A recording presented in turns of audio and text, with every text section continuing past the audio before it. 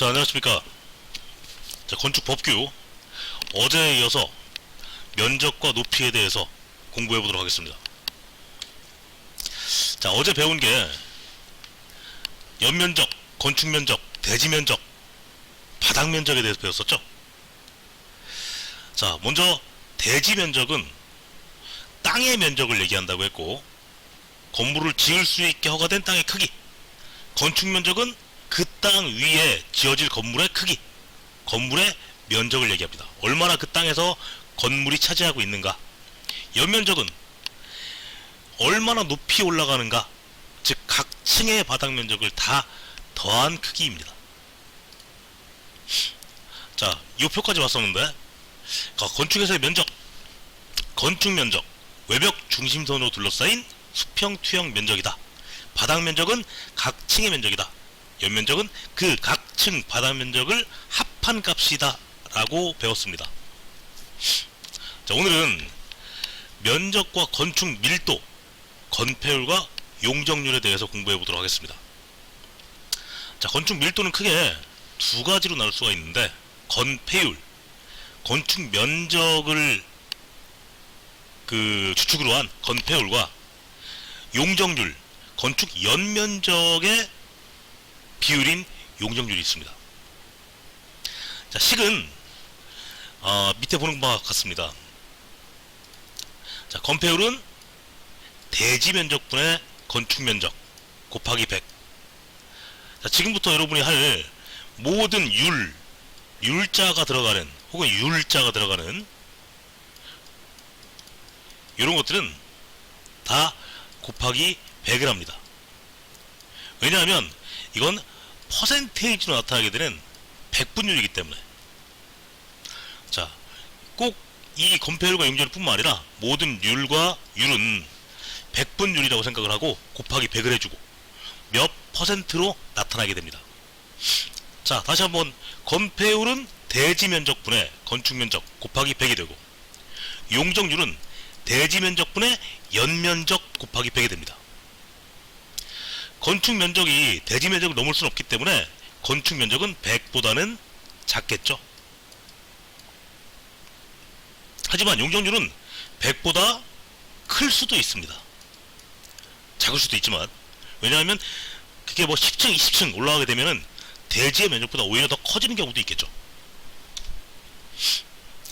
자, 다시 한번 보겠습니다. 건폐율, 대지 면적에 대한 건물의 바닥 면적, 즉 1층의 면적입니다. 자, 지금 예를 들었는데, 대지 면적이 100인 땅이 있고 거기에 60제곱미터인 건물이 있다. 이거의 건폐율은 100분의 60 곱하기 100 해서 60%가 되겠죠.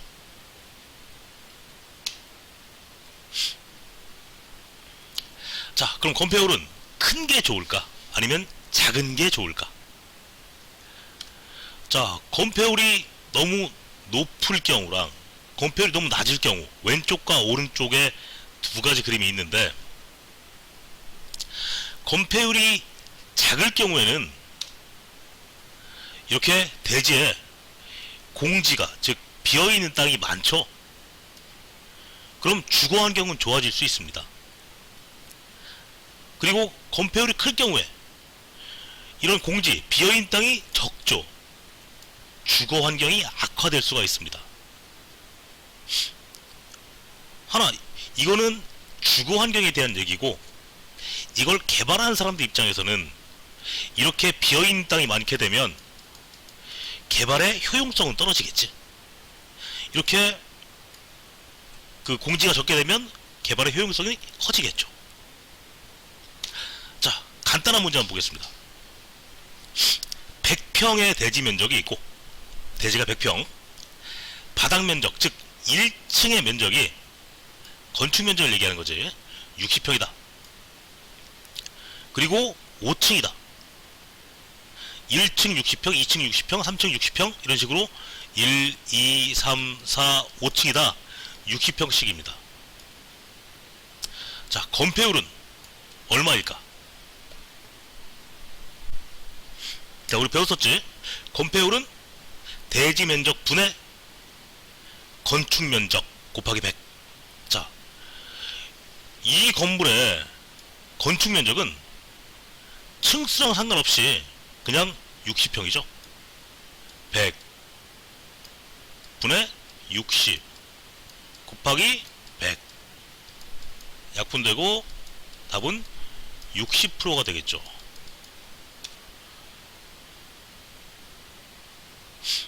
자, 이런 문제가 가끔 나올 수가 있습니다. 층을 얘기하는 거야, 건폐율에서. 헷갈리게 여러분. 건폐율에선 층은 상관이 없다. 1층의 바닥 면적, 즉 1층 건축 면적만 따지면 됩니다.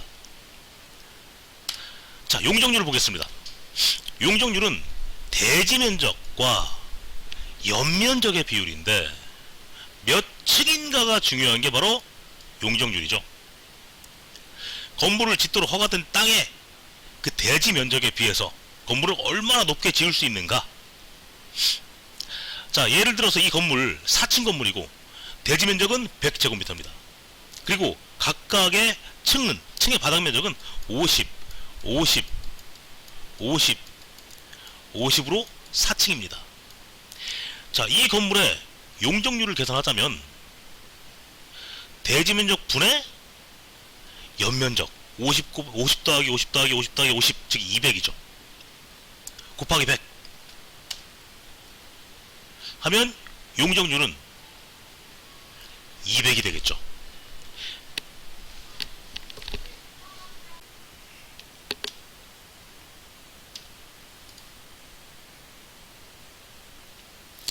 자, 그럼 다음 문제 한번 보겠습니다. 100평의 대지 면적에 바닥 면적, 즉 1층 면적이 100평인 1층 건물이 있다. 아까랑 똑같지? 아까랑 조금 틀리지?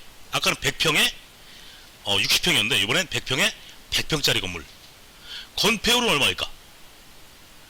자, 100분의 100 곱하기 100 나오죠? 얼마죠?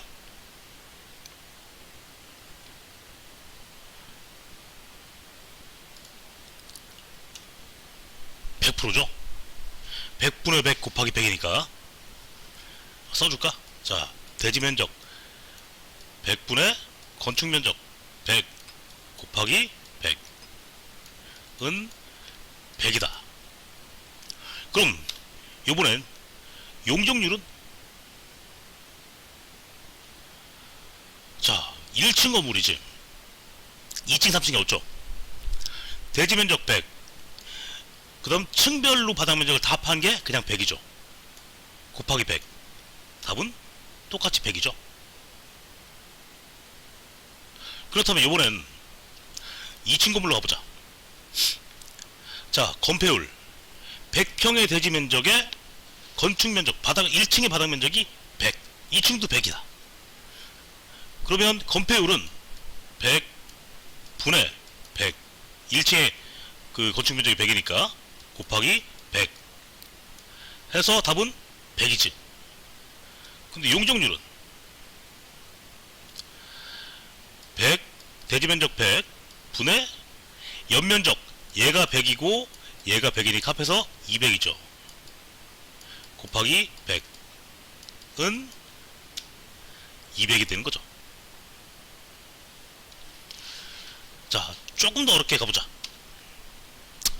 100평의 대지 면적에 바닥 면적이, 즉 1층의 면적이 12.5평인 8층 건물이 있다. 자, 100평의 대지 면적 1층이, 즉 건축 면적이 12.5야. 곱하기 100은 건폐율은 그냥 12.5%가 나오죠. 용적률은 100 대지 면적 100분의 12.5가 총 8층이 있는 거지.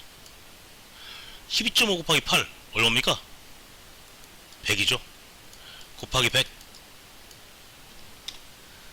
100% 나오는 거죠. 이런 건물이지 지금.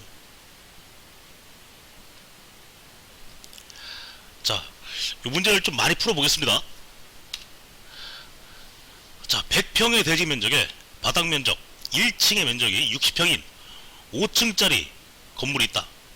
1층, 2층, 3층, 4층, 5층 다 60평인 거야. 건폐율은 풀어보시기 바랍니다. 100분의 건축면적 곱하기 100. 자, 풀어봤죠? 얼마 나옵니까? 그렇죠. 60. 아, 지금 선생님이 잘못 썼네. 제곱미터가 아니라 60%입니다. 60%죠. 건폐율. 그렇다면 두 번째 문제. 100평의 대지 면적. 똑같은 위에랑 1층 면적, 바닥 면적이 60평이고 1층부터 5층까지는 계속 60, 60, 60, 60, 60이다. 용적률은 대지 면적 100 분의 60 곱하기 5 곱하기 100. 답은 300. 이거 잘못 썼다. 퍼센트가 되는 거죠. 자, 그렇다면 용적률과 건폐율의 개념에 대해서 다시 한번 보겠습니다. 건폐율을 높인다 라는 말은 건물의 면적, 즉 1층의 면적을 넓힌다는 뜻이고, 용적률을 높인다 라는 말은 건물의 층수를 높인다는 말입니다. 근데 용적률을 높이기 위해서 개발업자들은 굉장히 노력을 많이 하는데, 그 이유는 바로 돈이 되기 때문이야. 용적률이 돈이 되는 이유, 만약에 대지 100평인 땅에 건축면적 50%, 용적률 100%를 적용받아가지고 50평짜리 건물을 짓다, 그러면 2층 건물을 올릴 수가 있죠. 그런데 똑같은 100평의 땅에 건축면적은 똑같아, 50%. 용적률이 이건 50, 방금 전에 했던 거 똑같아. 100%다. 2층짜리 집이었지. 똑같은 땅에 용적률 200%로 갖다가 적용을 받는다. 그러면 얘는 4층짜리 건물이 올라갈 수 있는 거지. 요 각 층마다 한 채, 두 채, 세 채, 네 채를 분양할 수 있는 거죠. 층마다 한 채씩 있다고 하면 돈을 더 벌 수 있는 거지. 즉, 앞으로 신도시가 될 경우에 건폐율, 용적률 이게 높아진다. 그러면 분양 세대수가 늘어날 수 있고 분양가는 낮게 분양할 수가 있겠지. 즉, 사람들이 더 달려들 수가 있겠죠. 자, 이렇게 볼 때는 용적률이 높으면 다 좋은 거 아니냐? 단점도 있죠. 뭐가 단점이냐? 인구 밀도가 높아집니다. 인구 밀도가 높아진다는 말은 즉 도시의 쾌적성이 낮아진다는 얘기야. 용적률이 높다 하면 즉 아파트가 고밀화 된다는 얘기지. 고밀도 아파트가 된다는 얘기입니다. 자, 건폐율과 용적률의 계산 다시 한번 보겠습니다. 대지면적 1000, 그 다음 각 동의 건축면적은 200인 이런 땅이 있다고 칩시다. 첫 번째 건물은 1000분의 200, 즉 건폐율은 20%. 근데 용적률은 20층이지. 자, 200 곱하기 20, 200 곱하기 20 얼마입니까? 4000이지. 즉 1000분의 4000 곱하기 100 해서 용적률은 400이 나옵니다. 두 번째 땅, 얘도 똑같이 1000이야. 대지면적은. 근데 200짜리 건물이 건축면적이 200인 건물이 두 개가 있으니까 총 400이 되는 거죠. 건폐율은 40%입니다. 하지만 용적률은 여기 10층, 여기 10층 얘랑 똑같겠지. 20층 올라간 거나 10층, 10층 두 개 있는 거랑 똑같이 400%입니다. 자, 세 번째 땅 보자. 얘는 건물이 세 동으로 나눠져 있어. 6층 하나, 7층 두 개. 층수는 20층 똑같아. 건폐율은 여기 200, 여기 200, 여기 200에서 600이 되겠지. 즉 건폐율은 60%지만 용적률은 400% 똑같습니다. 이렇게 봤을 때 어떤 차이가 있을까? 자, 용적률이 높아지면 공지가 많이 생기겠죠? 같은 규모의 건축물이라고 봤을 때, 같은 규모라고 봤을 때, 이렇게 나누는 것보다 공지의 너비는 더 넓어질 수가 있습니다. 놀이터라든지 뭐 공원이라든지 그런 걸 더 만들 수가 있겠지, 확보할 수가 있겠지. 물론 단점도 있습니다. 높아지면 여기 바로 옆에 있는 건물에서는 이 건물 때문에 일조를 가릴 수 있게 되는 경우가 생길 수도 있겠지. 자, 그럼 용적률을 산정할 때 연면적에서 제외되는 부분, 자, 우리가 볼 때 용적률을 따질 때는 연면적 중에서 이 각 층의 바닥 면적이라고 했지만 지하층은 뺍니다. 그리고 지상층이라 하더라도 여기에 만약에 주차장이 있다, 여기는 빼는 거야. 지하층과 주차장은 뺀다. 용적률을 산정할 때는 기억하시기 바랍니다.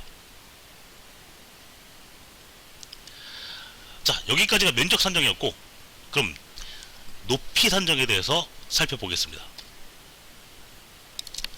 자, 높이 산정은 집 표면 땅부터 건축물의 맨 위까지 상단까지의 높이를 건축물의 높이라고 하는데, 다만 필로티일 때는 필로티를 제외한 부분을 건축물의 높이라고 합니다.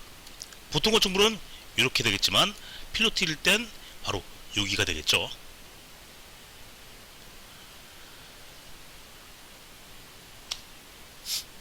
그리고 또 하나, 만약에 도로가 있다. 도로는 보통 이렇게 생겼지? 이렇게 곡선으로 생겼습니다. 그 이유가 뭐냐? 비가 오면 빗물이 이쪽으로 내려갈 수 있도록 생겼습니다. 그래서 도로의 중간, 이 중심선이 제일 높아. 도로에 의해서 높이를 산정할 때는 이 제일 높은 도로의 부분부터 건축물의 높이를 따지게 됩니다. 자, 전면 도로에 의한 높이 산정 방법이야. 자, 그런데 도로가 왼쪽 그림처럼 경사진 도로가 있거나 혹은 턱이진 도로가 있을 수가 있습니다. 그럴 때에는 평균 높이를 따지게 됩니다. 경사진 도로의 가중 평균 높이 혹은 이런 턱이진 도로의 평균 수평선, 여기서부터의 높이를 건축물의 높이로 따지게 됩니다.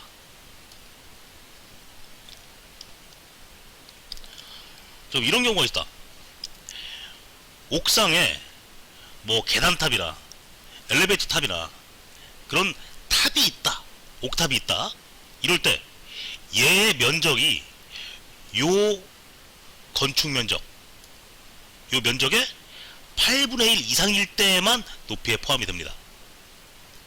만약에 얘가 800이야, 건축 면적이 여기서부터 여기까지가, 얘가 120이다, 그럼 포함시켜야 되겠지. 높이가 여기까지 포함이 됩니다. 다만 120이 아니고 만약에 80이다, 8분의 1이면 100이죠. 100보다 안 되기 때문에 높이는 여기까지가 되겠죠.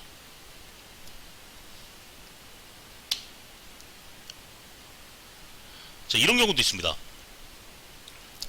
탑 부분에 면적이 8분의 1 이하야. 근데 얘가 굉장히 높아.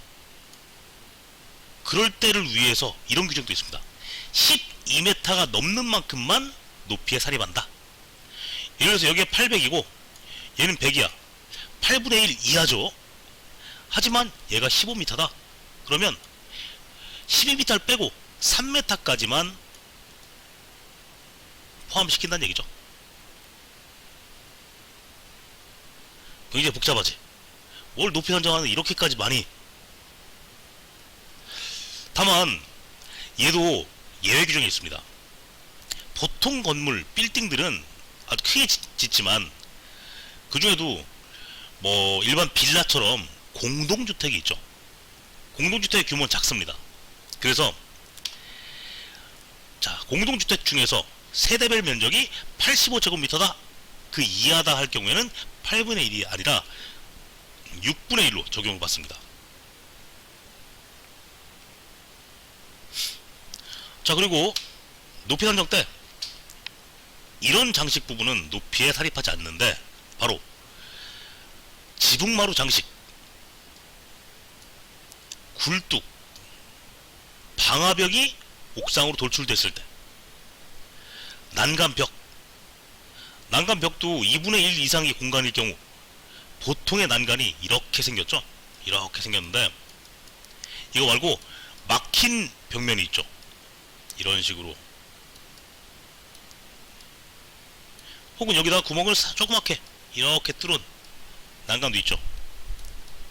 이런 뚫린 공간이 요 난간 면적의 반 이하다.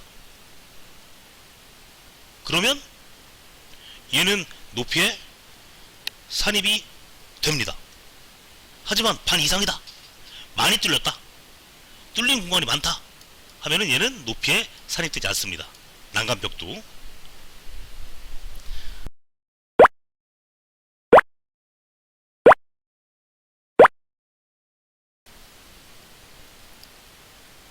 자, 한 문제만 더 풀어보겠습니다.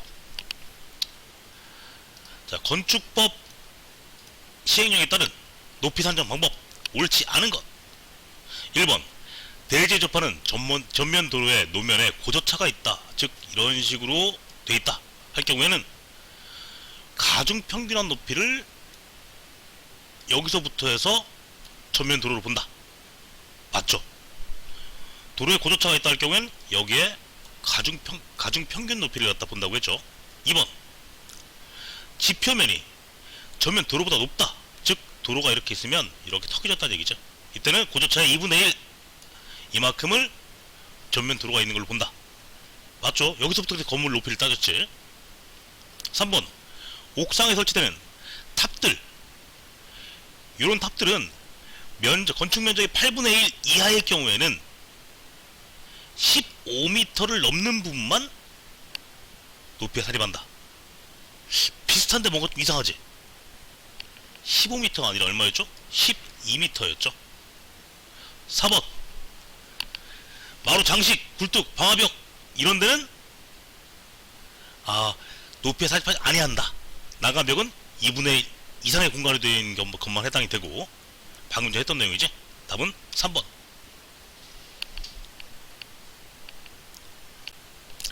자, 오늘은 여기까지 하겠습니다. 수고 많으셨습니다.